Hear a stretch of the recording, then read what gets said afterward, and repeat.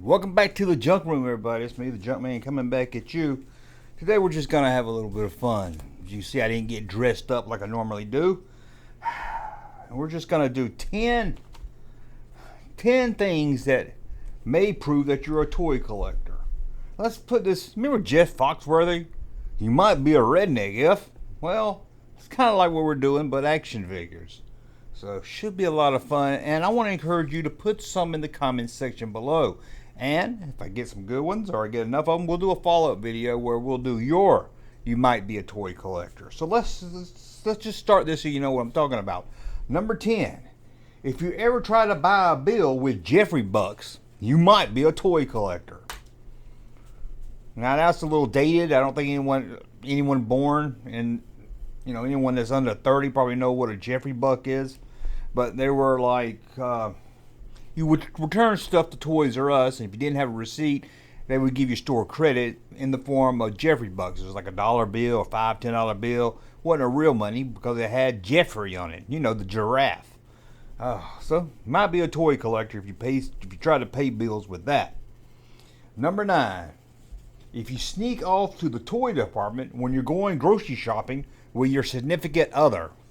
We've all been there, let's be honest. We've all been there, hadn't we? Hadn't we? Go to the grocery store, your wife or your husband, whatever. Go to the grocery store, you go to Walmart, you park on that grocery side, you're walking in there, and the next thing you know, they're like, hey, where's my loved one at?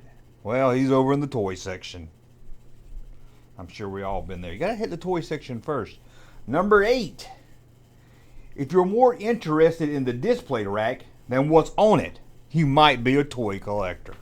I think we all been there too, hadn't we? You see, maybe you walk into one of those, usually a girly store, I don't know, Pure One Imports or something, and they got a display up and they got some little knickknacks on it, and you think, I don't like that display right there.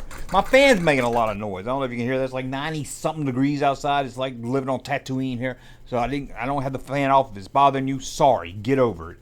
Okay, number 7. Number 7 right here. If you're willing to hire a maid just to dust your action figures, you might be an action figure collector. Hey, I would do it if I had some extra money. If I wasn't so tight with the money I do have, I would hire a maid just to I'd dust this stuff like every few months, and like the next day it's thick dust on it. It's crazy. So hey, I can understand that. Number 6. If your childhood friend suddenly dies and your first thought is, I wonder what happened to his Megatron. We don't want to admit it, but we've been there. Maybe some kid you grew up with, you remember playing with his toys, you remember what he had, and you're thinking, sorry he passed away, but I wonder what that toy is now. Maybe I can grab it. Maybe I'll go to the wake, kind of put it out there in the atmosphere. You don't want to ask for his Megatron, but you put it out there. Oh, I remember we used to play with his Megatron. Oh, man, that brings back some memories. You want him to think that hey, let's give him the Megatron as a way to remember our son.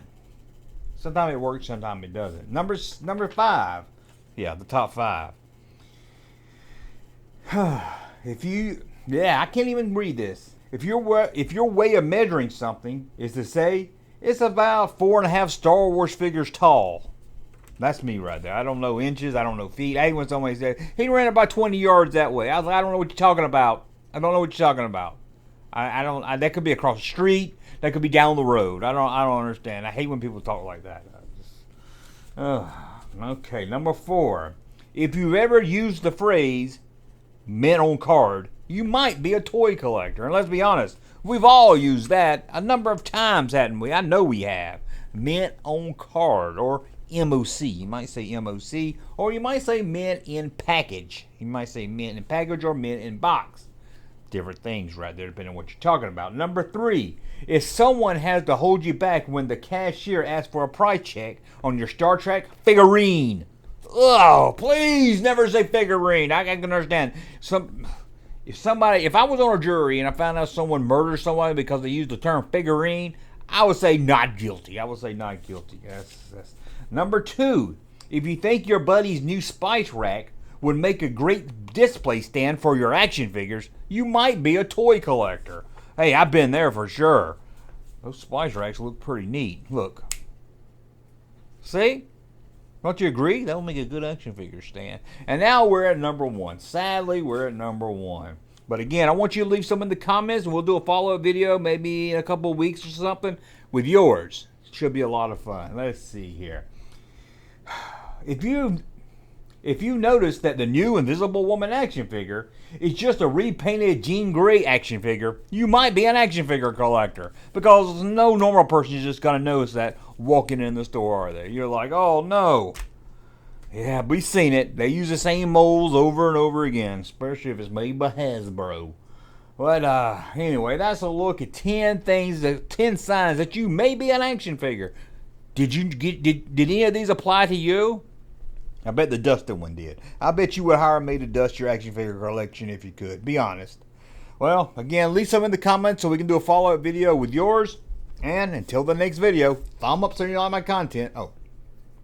Thumb up so you like my content. Subscribe to the channel. Hey, we'll talk again. Hey, Junkman channel popping though. Thank you, sir, for that unsolicited testimony.